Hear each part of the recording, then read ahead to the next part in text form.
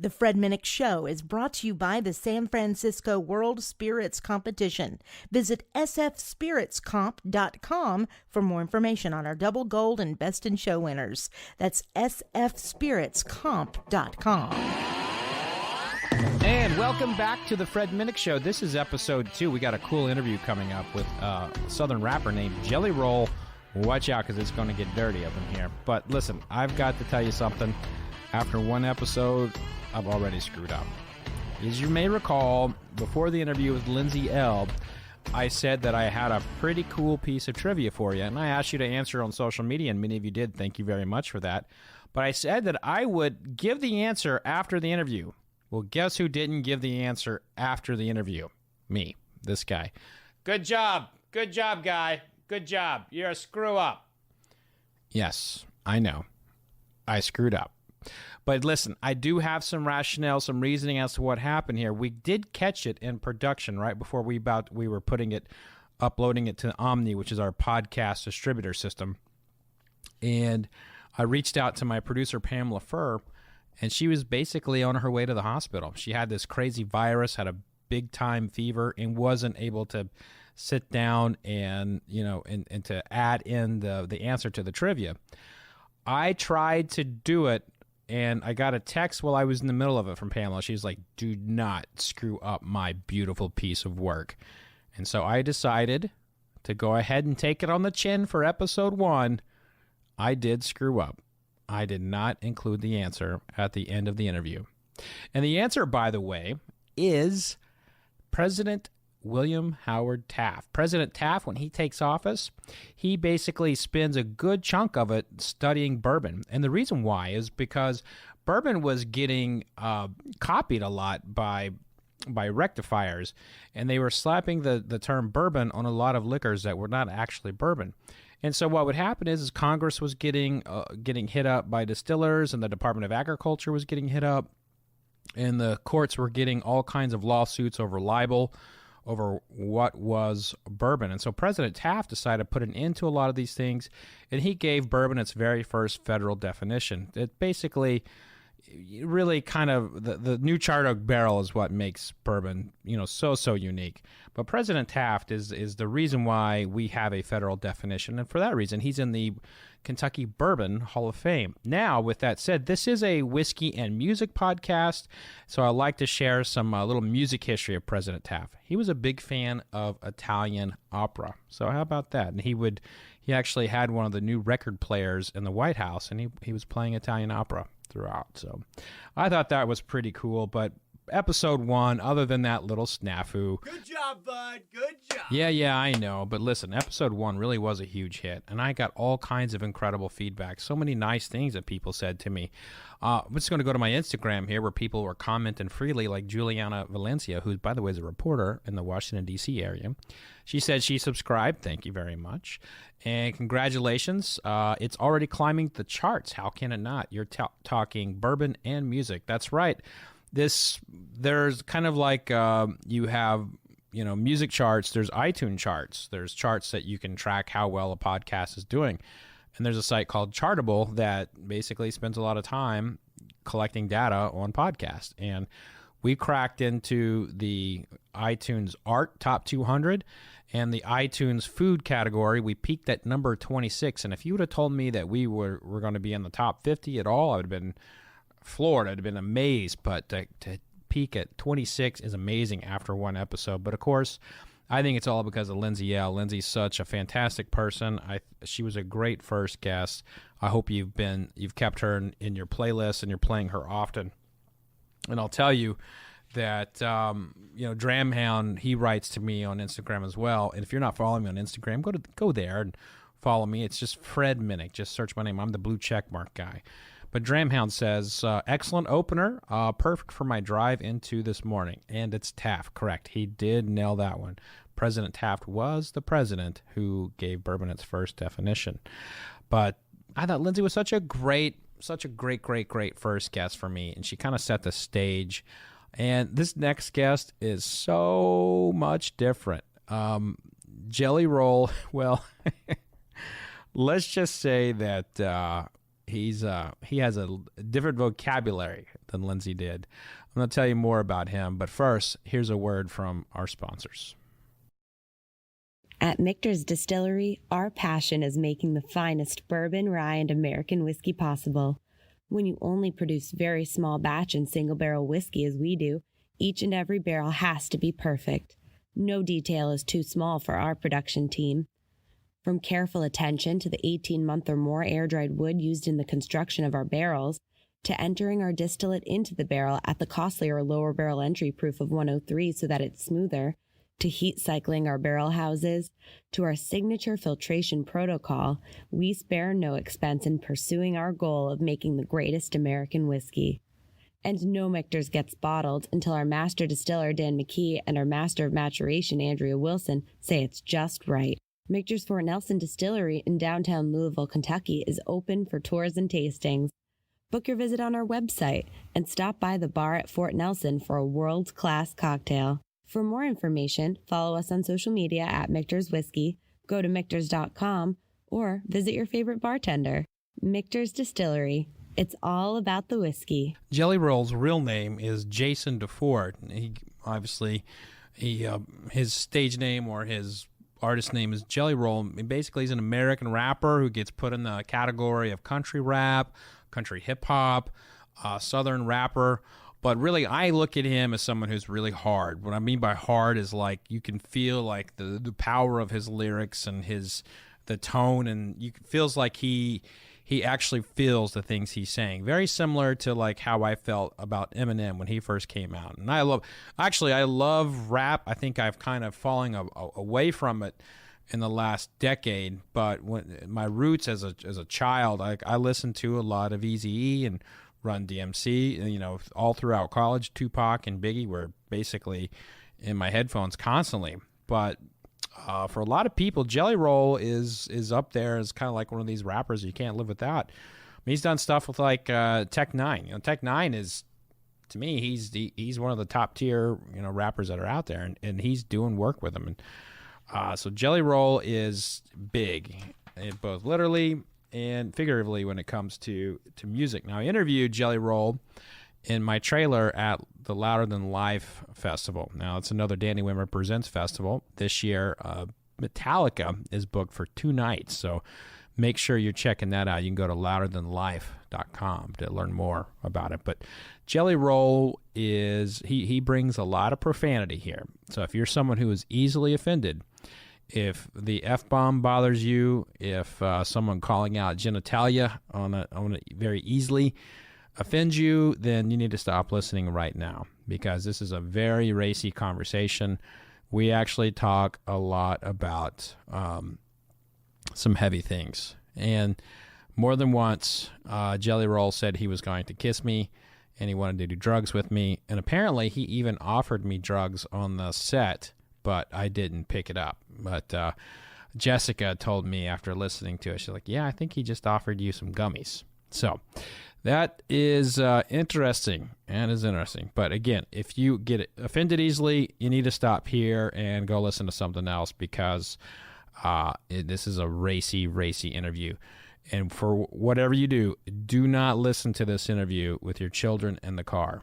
Do not listen to this with the children in the car. So if you're a child and you hear this, tell mommy or daddy to stop listening, because you do not want to hear the words that are about to come out in this interview.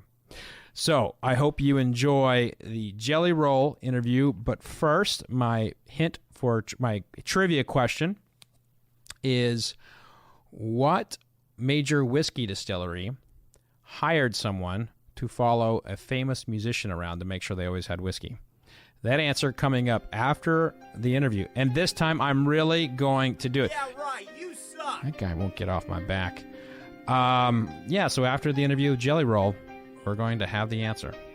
Enjoy the interview. Look in my eyes, do you believe the man in the mirror is looking at me? Here is the monster I came to. Jelly Roll, thanks for coming on. Howdy, Fred. How are you, Bubba? I'm fantastic. And let me tell you why I really wanted you on the show.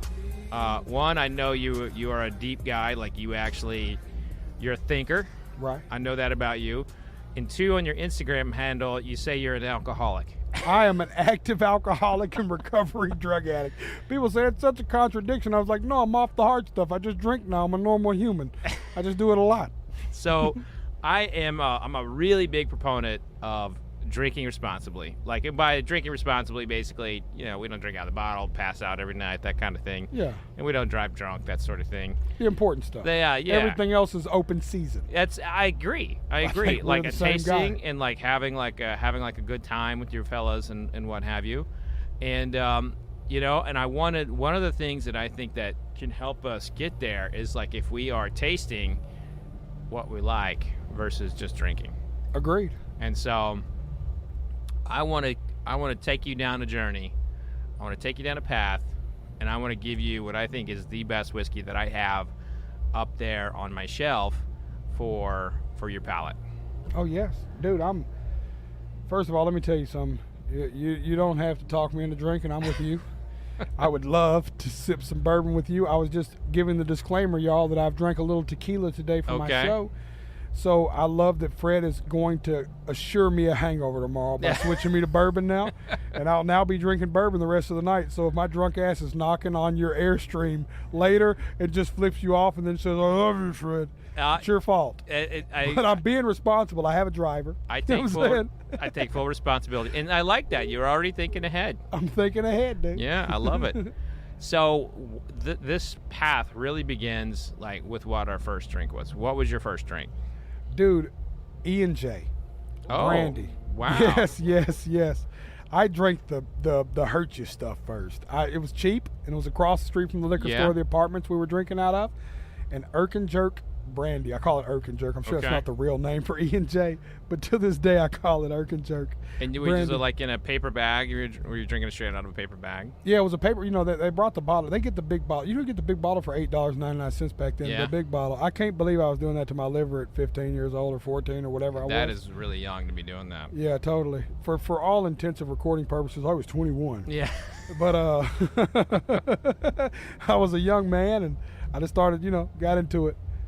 Now you're a tequila fan. Is that what you drink when you're on the road?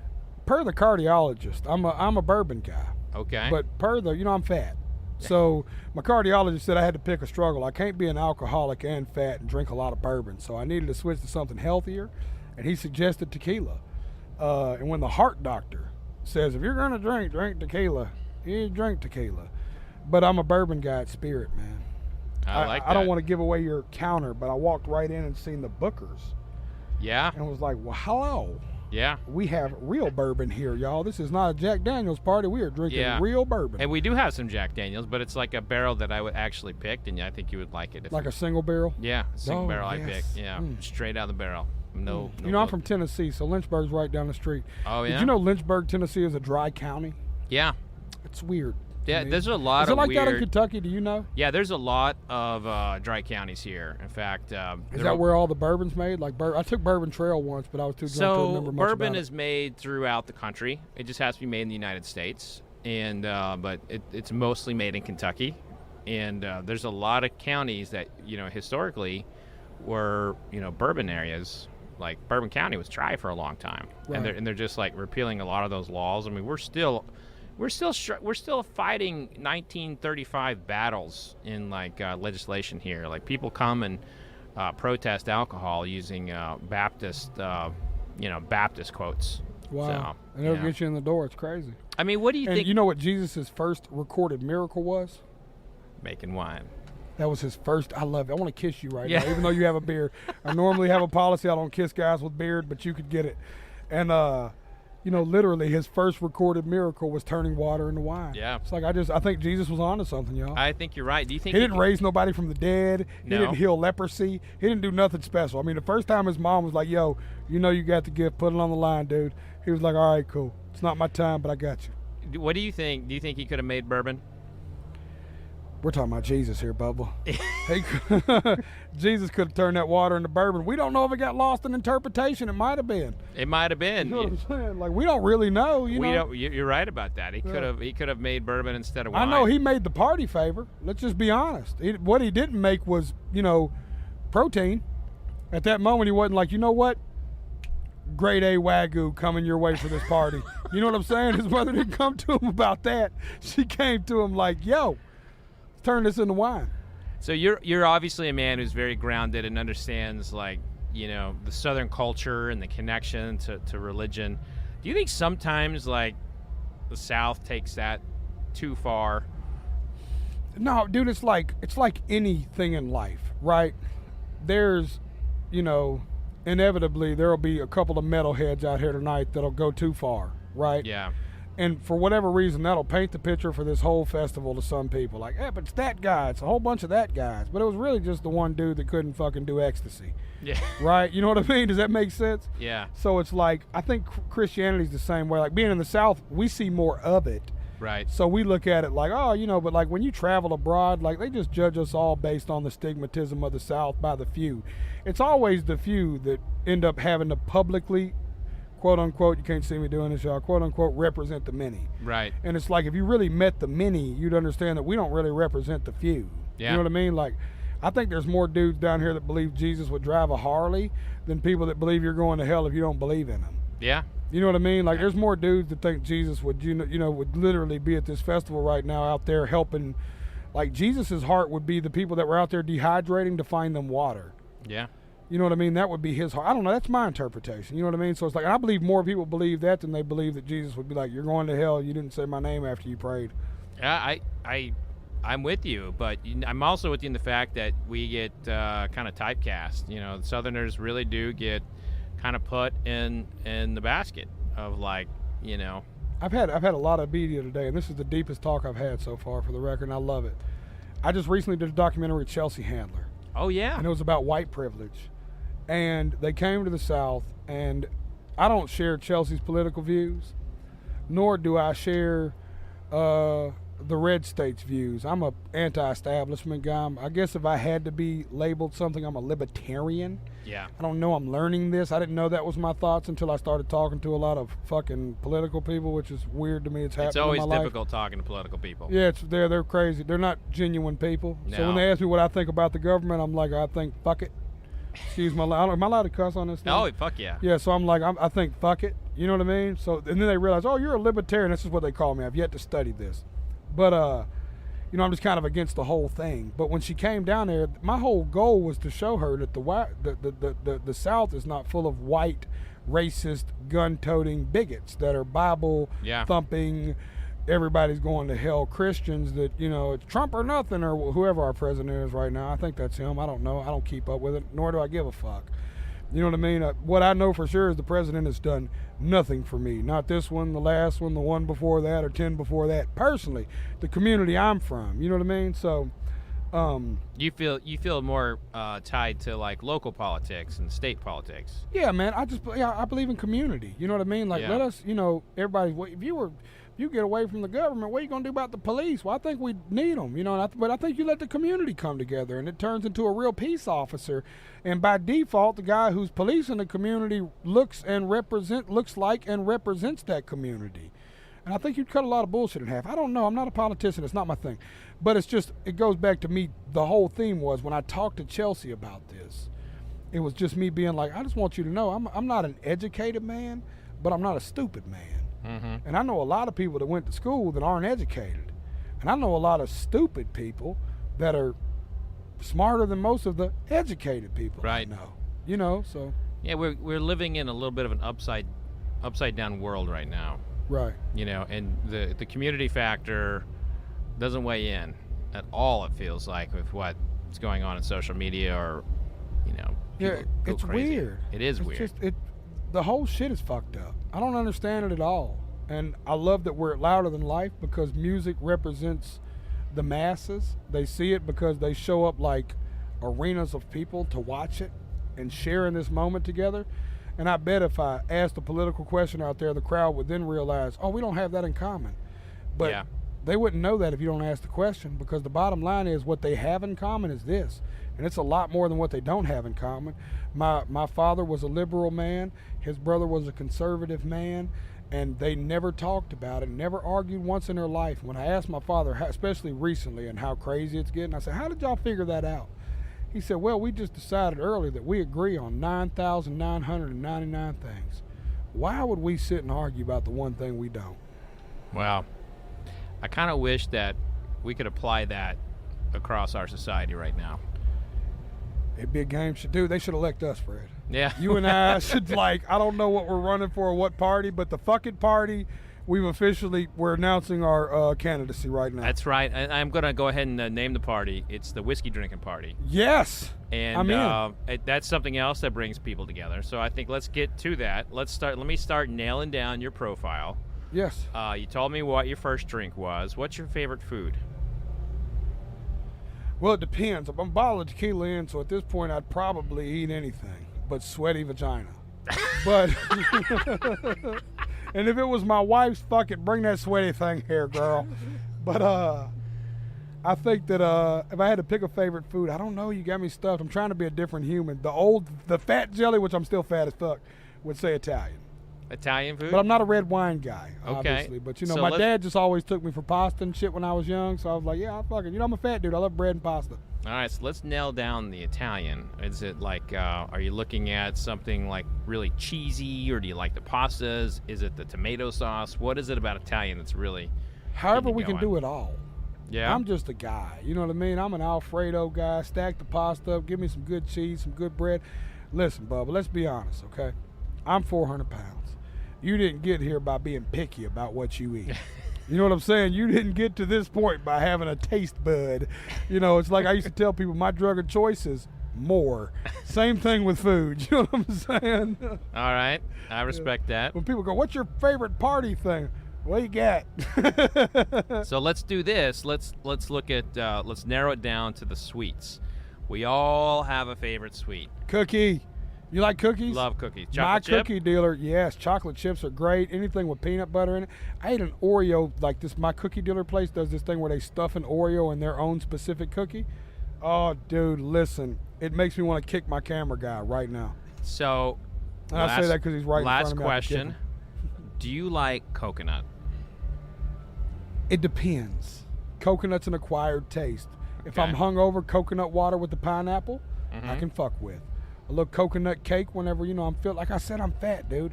You won't bring a sweet in here, I'll be like, just absolutely not doing that. Nope, no. All right. I mean, you can set Red Hots on this table next to Now Relators, next to Reese's Peanut Butter Cups, and I'll go down the line and fuck them all up.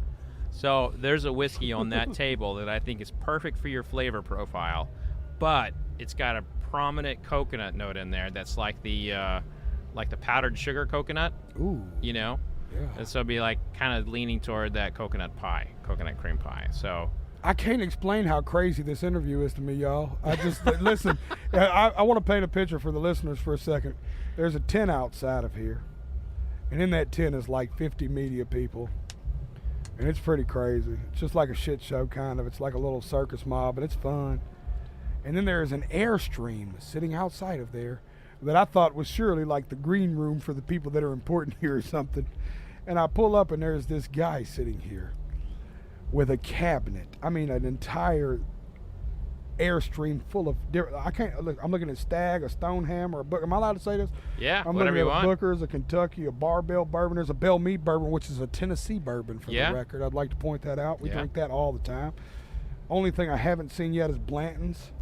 Blanton's is not here, but it's at my bar. I've got a bar here too. Really? Yeah. See? And it's a barrel that I actually picked. It's really, really, really tasty. My man is, and it's like you walk in here and you have the deepest, most life. I feel like at any given moment, me and Fred are fixing to do psychedelics together. Yeah, this and could this is happen. fixing to shift from a bourbon thing to us on acid talking about our childhoods. Listen, stranger things have happened for both of us. No Dude, doubt. I'm gonna kiss that beard, man. Yeah. I promise you, it's coming. You just wait. So my man Ollie here is going to grab us the Gray Label Barrell Bourbon. It's a 15-year-old. He knows his bourbon. He's grabbed it. Oh, nope, Oh. nope. We I got them all bragged too scattered soon. around. There it is. This is going to be. It's And going this to be. has got the hint of coconut in It's it. got a hint of coconut in it. Okay. And now, of course, these flavors don't get there by people adding flavors. It's just like natural fermentation and or fermentation and then distillation and then aging. And it's a good sound. And I hope that fucking sure mic captures it. This is a blend, and so blends have used to be like a dirty word in American whiskey, and then people started taking really good whiskey and blending it together instead of the bad stuff. And this right here actually won my American Whiskey of the Year for 2018. So listen, y'all, I want to make sure something else is clear that he might not be projecting to y'all the right way. He said we were doing a taste testing. He has pulled a 1.7 ounce shot here, I'm certain. It might be 2.2, y'all. I'm a little off today because I've been drinking. And I have no problem with doing this with him, but I don't want to let him paint y'all something that's not really happening on this show, y'all. Well, what I could do is I could pour it back in the bottle. Did I pour you too much? Maybe not enough, but I just wanted to make sure the listener didn't think we was over here going, yeah. Oh, that's quite tasty. Thank you so much. Like, no, he's really getting us drunk. I don't know what his marathon looks like today, but if anything like mine, I'd like for me and him to do this again at 11 o'clock tonight together and see how we sound. That could be a good show, like pre-bottle of bourbon, post-bottle of bourbon. Jeb was we're live. Libertarian. Fuck the government. This mine? Y'all gave me a water? Yes, sir. Y'all are Yes, sweet. sir. So now what I want to do, Jelly Rolls, I want to talk about how I taste. You taste however you want, but I'm trying to get people away from taking shots of bourbon. And I feel like if we sip, we can savor a little bit more, and we actually taste more. Okay. If you sip a lot, I mean, it's the equivalent of taking a shot. So, yeah. So first thing I like to do is I like to look at the color, because when it goes in the barrel, it clears the water from your tap, and you just swirl it around a little bit, and that's art. Like what you're doing on stage, that's art. What's happening all across music is art. So is whiskey. This is like its own version of art. So how long have you been into connoisseuring whiskey? I've been doing this for about 14 years. Wow. God, you started when you were 10? Yeah. No. I started in my 20s, and it was it's kind of kept. I'm a writer, so this is my magazine, Bourbon Plus, and I started writing about it, and then I wrote more and more and more, and then books, and I started working with Danny Women Presents to put on Bourbon and Beyond, which is a sister festival to Loud last weekend, right? Yep. I believe I'm going to be one of the first artists that'll touch them both. I'm sure maybe many of ours. I would love that. I think that'd be great. I think it makes sense, man. I'm a Southern boy. I'm from Tennessee. It's kind of country rock rap what I do anyway. Yeah. So, yeah. Let's talk about that. Well, I know you're getting salvatory here, but you're getting into the music side. And I wanted to bring this up is that there's a lot of fusion happening in music right now. Yeah. And you're a big part of that. And I think the Lil Nas Old Town Road is a really good example of how the public is reacting to this fusion of music, and I don't think anyone really saw it coming. Dude, it was I think it's been happening behind the scenes for a while. Not even on the music side, in the culture. I think when streaming came about, it changed the playlist. Mm-hmm. Me and you, let's not tell our age here now. Let's not tell too many secrets, but we was in the CD era, right? Yeah. You put in a CD and you had to listen to the CD from song number 1 to 17. If you wanted to hear another CD, you had to pop that one out and put that one in. Right. It wasn't a choice of, mixing them up unless you made your own little mixtape, right? Mm-hmm.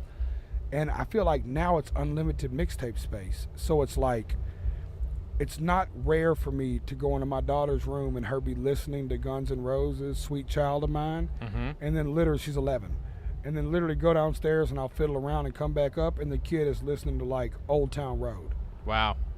You know what I mean? Yeah. It's because she grew up, I'm her father, so obviously I've made her learn the classics and appreciate them. Right. But equally, she's her own kid, so she's finding her own things she likes. She turns me on to bands every now and then. I think it's cool, and it's just completely changed. And I think because of that, it's kind of enabled what we do to kind of be more accepted. You know what I mean? It's oh, okay, cool. Just because, dude, there was a time where, believe it or not, I believe this in my heart, way many, many moons ago, that you couldn't consider yourself a Slipknot fan and an Ice Cube fan. Yeah. It just was not socially acceptable. Mm-hmm. Or you couldn't be a Guns N' Roses fan and an Ice Cube fan. And we're probably, I'd say an hour away from Ice Cube taking the stage. Yeah. 1 hour before Guns N' Roses take the stage. Yeah. On the same stage. Yeah. That's incredible. You're right about that. It's been happening. Cheers. Cheers to the changing of good cultures coming together. So you do like a little sip and a swish, or just a sip? I like to smell it first. So I smell it, you can kind of like pick up the what you might be tasting. And when you smell it, you must smell it with your mouth open. So just open just a little bit. You pick up more by opening your mouth. You get a little taste with the smell. Exactly. Yeah. And that way you don't also beat up your nose. You Yeah, know? no. You gotta keep that nose. Keep that nose ready to smell the next one. And then just put a little bit on your palate.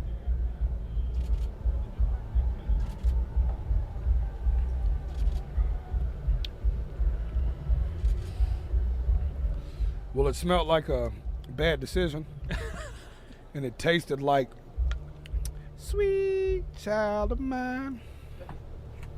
That's pretty good. Feel great. You know what's crazy? Was this the one with the coconut? I feel like I didn't taste the coconut until. Yeah, you know, it does have a little hint of coconut in there for But me. it's like the most. It's like when you taste good marijuana. You smoke? Nope. No. Okay, so we don't smoke. But I actually don't. Okay. Yeah, I smoke cigars, but I don't smoke marijuana. it's like weed. Like, you know the weed tastes good after you blow the smoke out. Yeah. You know what I mean? That was Yeah. one of those, like, when I took the shot, it was a little harsh because it's a shot of bourbon. I've been tequila all day. And I was like, even now, almost like can taste the little hint of coconut in my palate, which makes it tolerable. Yeah. It makes it tolerable in a way of like, you see my water? Mm-hmm. I didn't really, normally I would swig the water. But I was Right. like, I don't know, this might actually work.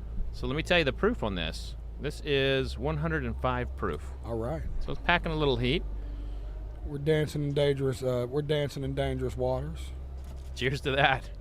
Let's come back on a little later after, the night is concluded, and we'll find out where we are. But you promised me you wouldn't kiss me because I have a beard, so just remember that. I've decided to kiss you with the beard, man. Yeah. I have fell in love over here, okay? Now, you don't take that from me. I deserve this, all right? Right on. Well, thank you so much for coming on the show. I know you got some other obligations, but been a real pleasure having you. I would literally hang out here till you kicked me out. I swear, it's like the coolest place I've been yet. Thank you so much. Yeah. You know what? You're like everyone's told me, you're a really deep guy, and I love that about you, and I feel like we're going to have some more conversations. We're going to figure out the world's problems. Dude. I believe it. It scares me. So where are you actually from? I'm originally from Oklahoma. Okay, what part? Oklahoma City area, and Okay. then I moved here after a tour in Iraq, and married the woman who's my wife. How long y'all been together now? 12 years, and she's outside somewhere. Oh, dude. Yeah. Dude, my daughter's here. She's in the trailer. Okay. And my wife would have made it, but she's moving my mother. Oh. So poor thing. That is We hard got me work. and the daughter got the rock and roll festival, and my wife got my batshit mother. So you know what I'm saying. No, seriously, man. Thank you for having me, though, brother. Cheers, I enjoyed brother. the conversation. My father. Absolutely. The reason I asked, my father used to call it solving the world's problems. It's right. I'd have a night, and I'd wake up hungover, and he'd go, "That's all right, Jason. Did you solve the world's problems?" You know, I think about that now more than ever. God rest his soul. He died March 20th. I'm sorry for your loss. I think you'd like that, don't you? I would actually buy some of that. I'll send. I don't have any more of that to give you. I'll pour some in a cup You for you. scared but me I'll with the send you- coconut, I'll and send then you. it actually really came through. I'll connect you with the distiller. How often do you get dead on with people? That's crazy to me. I have there's only one artist I haven't nailed, and that was Wayne Coyne from the Flaming Lips. Wow. Yeah. But everyone Shout else. out to Wayne, you fucking enigmatic puzzle. Yeah. I hate you. he was what he did. He was like his whole reaction was like, yeah, I'm not getting that. I'm not really tasting anything. Yeah. So I mean, some people that happens. They can't. Spirit is hard to nail down if you don't drink spirit. Yeah. You know, if you're a wine drinker, Yeah. you can't. You really. Yeah. It's a different palate. No. So Good. Finish this thing off.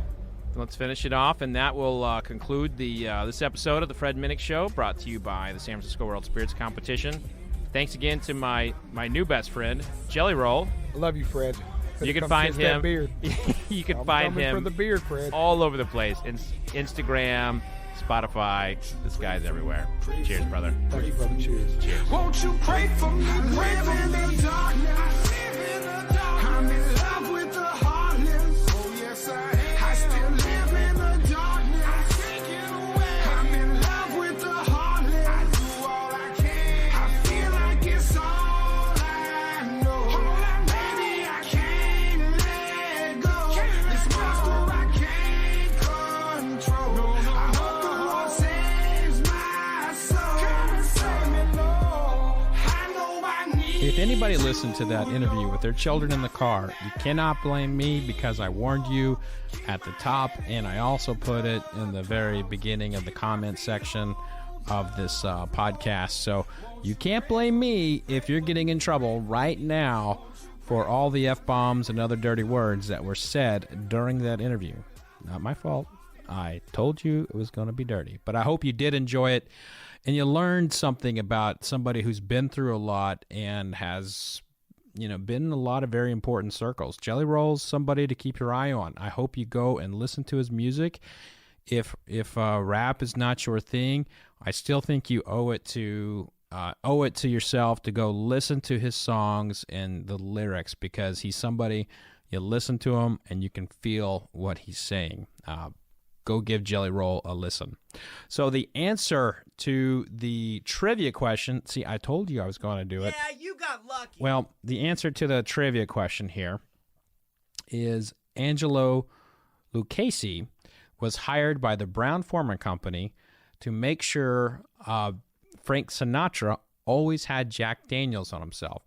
Now, Angelo was also the very first sales rep for Jack Daniels, but he had really one important job, and that was to always make sure that the old Blue Eyes had Jack on him. And if you think about it, Frank Sinatra basically opened so many doors for Jack Daniels, and today it's the world's #1 selling whiskey.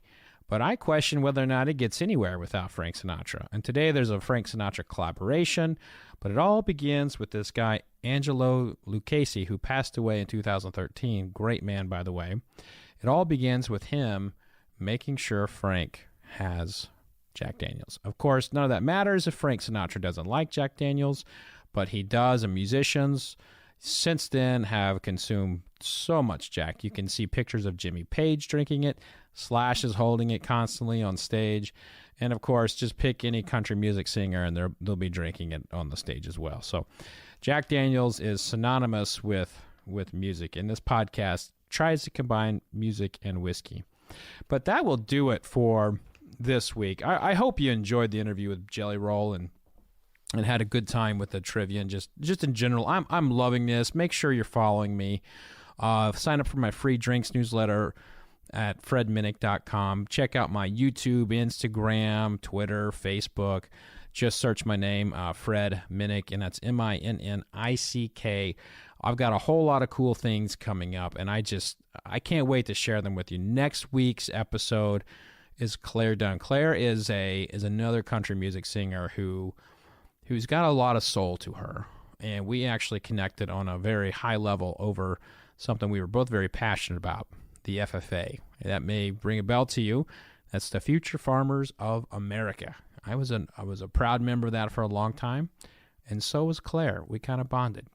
So that will do it for this week. I hope you'll come back. Make sure you're leaving us a rating and you're subscribing to this podcast. And hey, tell your friends. That'll do it. Until next week, see you later. You've been listening to The Fred Minnick Show, brought to you by the San Francisco World Spirits Competition at sfspiritscomp.com and by Michter's American Whiskies. For more information, go to fredminnick.com.